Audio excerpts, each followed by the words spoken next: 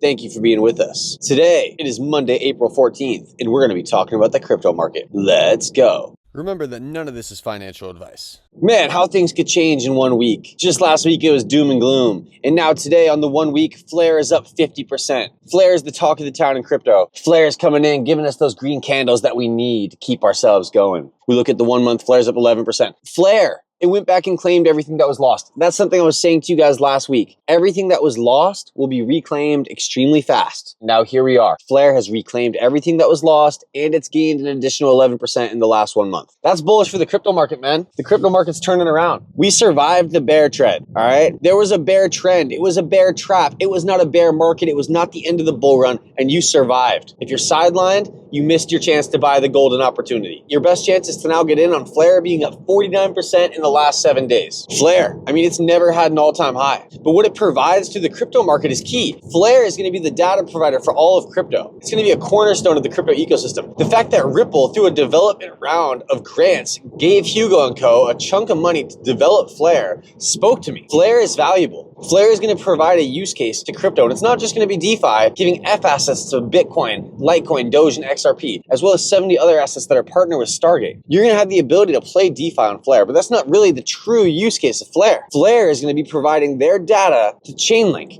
and Chainlink is the data provider for a lot of crypto, all right? So think about that. A partner of my partner. That's what we talk about a lot in these Ripple XRP conversations. A partner of my partner. Because if Ripple's partnered with you and you're partnered with blank, then is that blank technically going to be able to use Ripple in their XRP ledger technology? I think so for sure. It's been said for a long time that once you get 80% of the financial institutions running on the same rails, the other 20% have to play the game. They can't just get left out in the cold. They're going to have to catch up and play the game. It's kind of the same deal here in crypto. If everyone's using Chainlink's data oracles and Chainlink says, hey, we got to up our shit. We got to get on FLR's FTSOs to get the fastest data, then everybody's going to be partnered with FLR. FLR is going to be a killer in this space. Right now it's ranked 60th out of all 30 million cryptos in existence. I see a world in which FLR is a top 25, a top 10 token, right up there with XRP, HBar, algorand. And I see a world in which Bitcoin and ETH aren't even on that top 10 anymore. And they start to fall out because the fact of the matter is, an old dog doesn't have any fight, man. Bitcoin, 84.9. Here we go.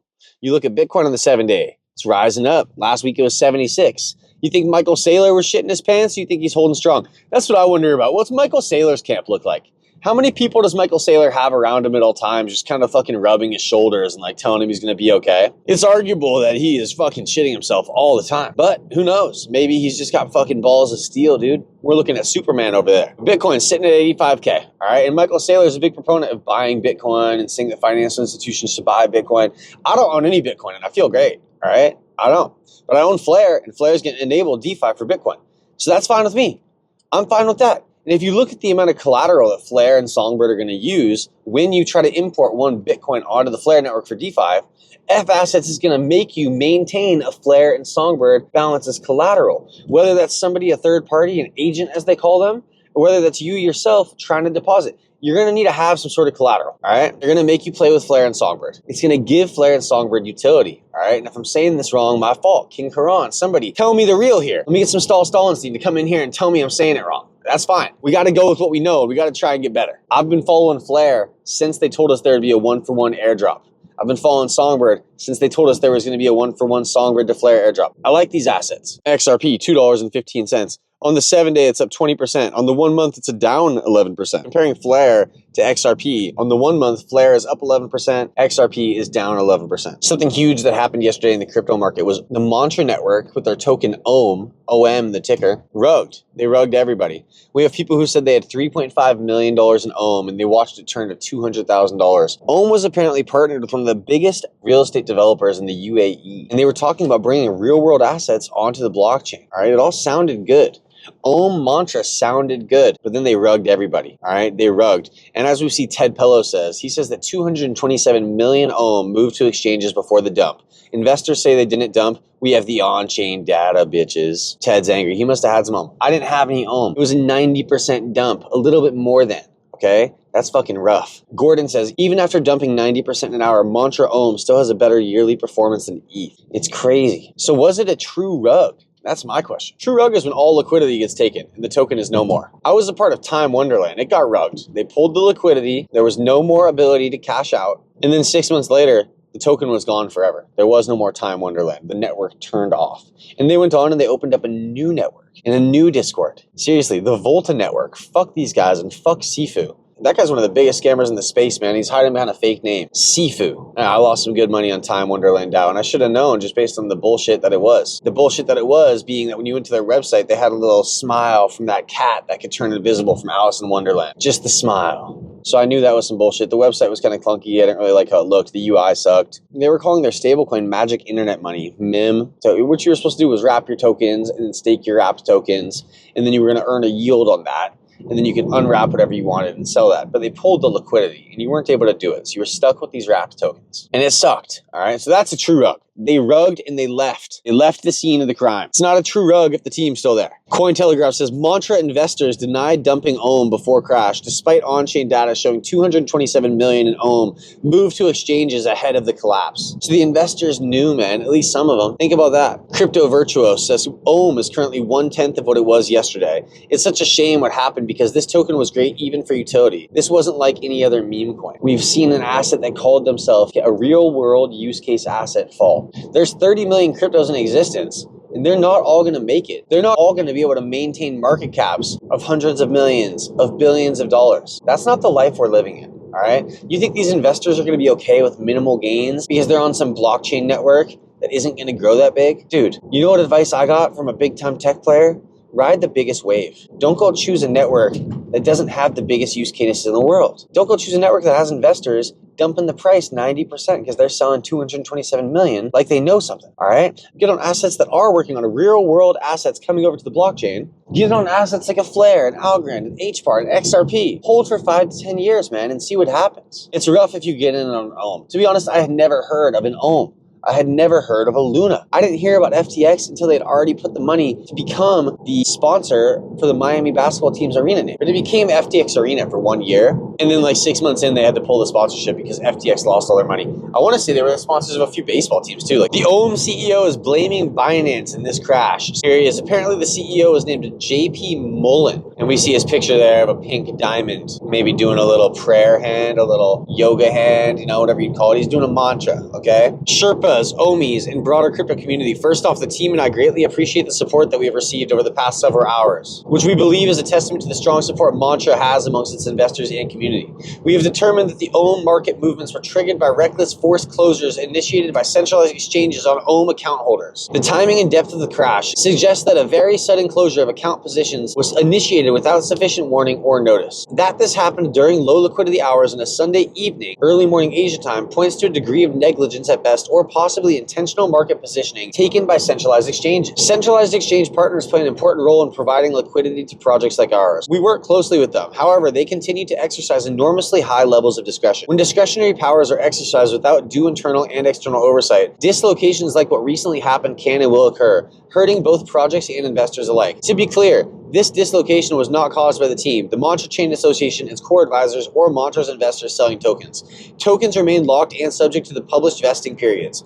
OHM's tokenomics remain intact, as shared last week in our latest token support. Our token wallet addresses are online and visible. Let's see what Binance said, because they responded to this. Binance is aware that OHM, the native token of Mantra, has experienced significant price volatilities. Our initial findings indicate that the developments over the past few days are a result of cross-exchange liquidations. Since October of last year, Binance has implemented various risk control measures, including reducing the leverage levels with regard to the OHM token. Binance constantly monitors leverage levels and makes adjustments according to the market conditions for risk controls to help reduce volatility. Since January this year, Binance has also issued a pop-up warning for OHM on its spot trading page that the token has undergone significant changes to its tokenomics, increasing its supply. We remain dedicated to monitoring the situation closely and will continue to take the appropriate actions to protect our users and maintain the integrity of our platform. Thank you for your continued trust in Binance. And this is the problem with being in an asset class, being crypto, that doesn't have any regulations. Everyone just got fucked in OHM, and what's going to come of it, man? Fucking nothing.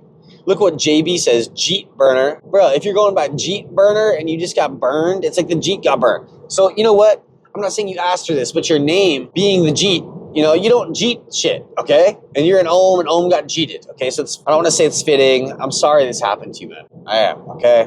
I'm a person who makes jokes online, and I don't want to make jokes at your expense, but I am going to read your tweet. Jeet Burner says he invested $3.5 million into your real-world asset token, OHM. That investment is now worth barely 200K, a drop over 90%. I would throw that shit right into Flare, right into fucking XRP, man. I really would. And I would hope to hit a times 10 and get it back, all right? It doesn't seem like it's going to be getting back with Ohm, all right? My intention was to support the future of real-world assets on the blockchain. I conducted thorough due diligence, and the supposed partnership with a leading UAE property company was a key factor in my investment decision, a claim that gave me the illusion of credibility and legitimacy. In a niche that's meant to bring trust and transparency through real-world adoption, it's disappointing that the biggest players can't even be trusted. It's now clear that those funds were funneled into the pockets of Binance and the Ohm teams in what looks like a well-orchestrated liquidity exit. Had I known that my investment would be used to subsidize investors instead of advancing the RWA ecosystem, I never would have engaged with this project. If this situation is not acknowledged and not addressed appropriately, I will have no choice but to escalate this through formal legal channels. My crypto legal representatives, Berwick Law, will be in touch. This isn't just about a failed investment, it's about the accountability in a space that claims to be the future of finance. I wish you the best of luck, Jeet. I really do, man. I think it's really rough. You know, I had family members who were in the Mt. Gox situation. Apparently there were multiple hacks in Mt. Gox. I was telling my family member who was in on this, bro, you gotta hit him up and get your money back from Mt. Gox. And he told me, dude, I wasn't even there for the big hack.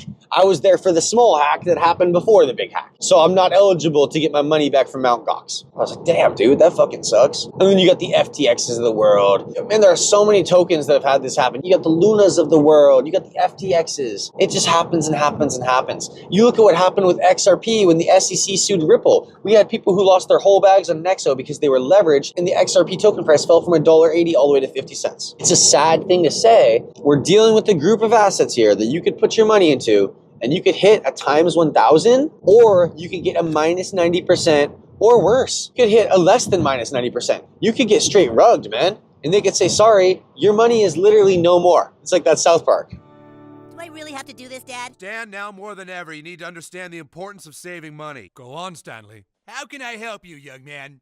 I got a $100 check from my grandma, and my dad said I need to put it in the bank so it can grow over the years.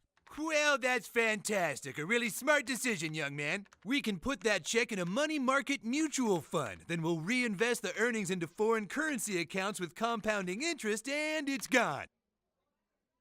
What?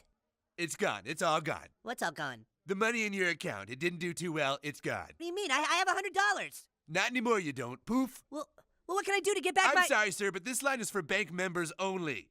I just opened an account. Do you have any money invested with this bank? No, you just lost it all. Then please stand aside for people who actually have money with us. Next, please. Hey! Hello, Mrs. Farnickel. How are you today? Making a deposit, are we? Great. We can just put that into your retirement account and make it go to work for you, and it's gone. And it's gone. ETH is up to 16.5. Algorand is up to 19.4. So once Algorand breaks 20 cents again, we'll know we're running, all right? We've been sitting in a sideways range. We've had a whole month, if not 2 months. What month are we in? April. If not 3 months since Trump came into office of sideways trend, of bleeding out sideways, all right? And Algorand, when I first started looking at it, was 22 cents, and it went all the way down to 15 cents. We're back to 19 cents. XRP, we've been bouncing between $3 and $2. Things are getting volatile, but things are looking bullish. We are not in a bear market, and this shit is not over. So correct yourself, go look yourself in the mirror, and tell yourself it's all gonna be okay, Michael Saylor. Talking to you, if you're thinking about paper handing and acting like some Ohm investors. Where's that money gonna go? You think it was really cashed out, or you think they put their money into somewhere else? This is what I'm saying about the crypto market. People aren't gonna let their money die. You think you're gonna have a big sum of money and you came in here to win and you're gonna let it die? This is not like the casino in the fact that if you bet on the Lakers and they lose, your money's gone. If you bet on Ohm and you put 3.5 million in there and it turns to 200K, you could still go get your money back and then some. Put that 200K on an asset that does it times 100 and watch what fucking happens, man. You'll have 20 million. What are we talking about here? Are you here to play or are you here to lose? You started off with the big loss.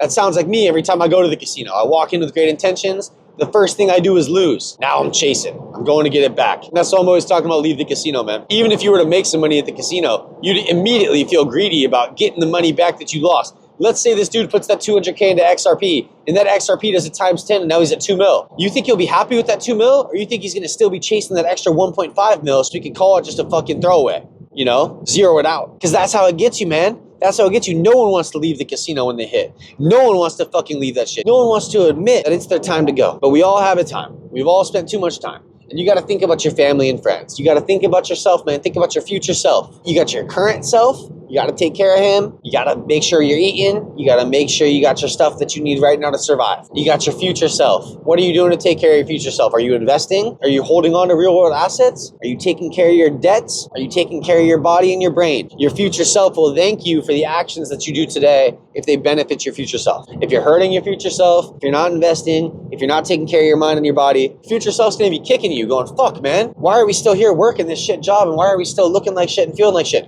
It only takes 100 days. Have you heard about that guy who spent 100 days doing the Goggins workouts? Losing weight is easy.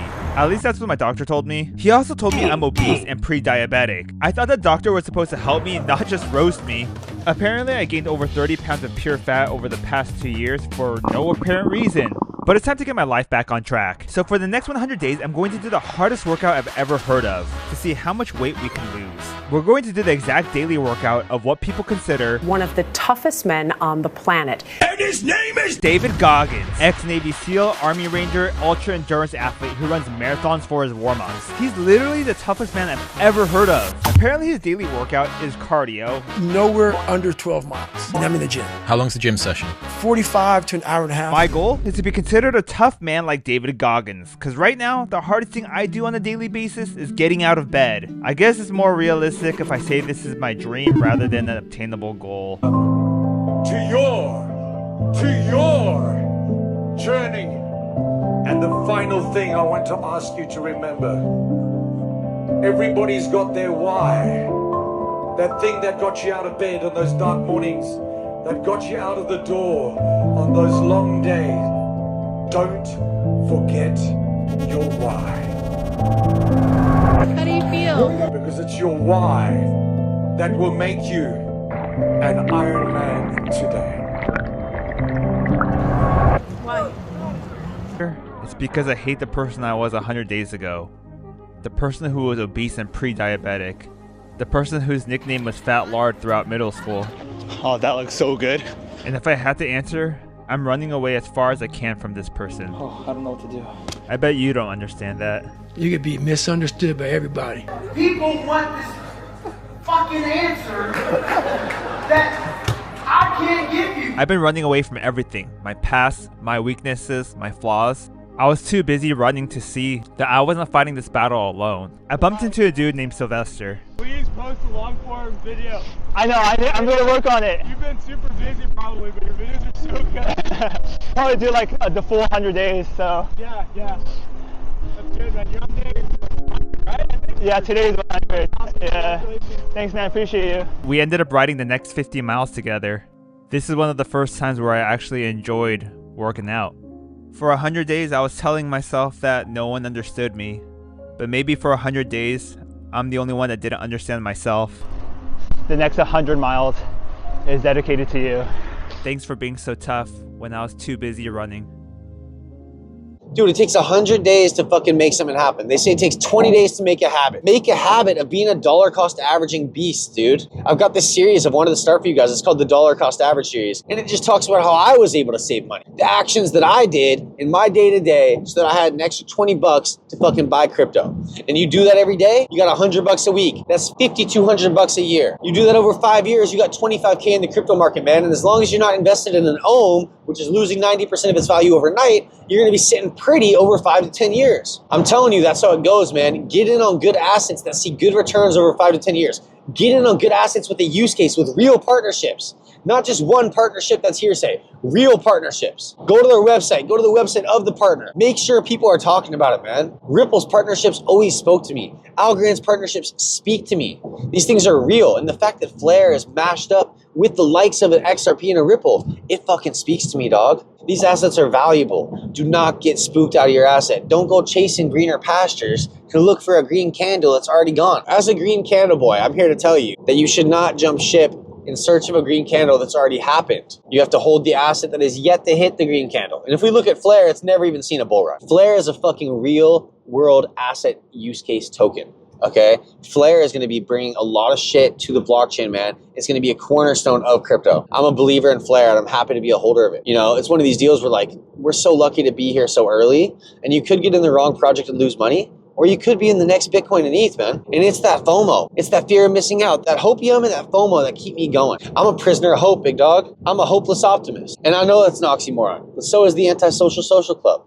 All right? Green Candle Boys are going for the win, man, because we're not going to stop till we get that win. You're only a loser when you fucking quit. And I hope that Jeep Burner doesn't quit, dog. Don't let this be your final thing you do in crypto. Go get your money back and then some, man. I'm rooting for you. Zach with Web3 Reviews. Until next time.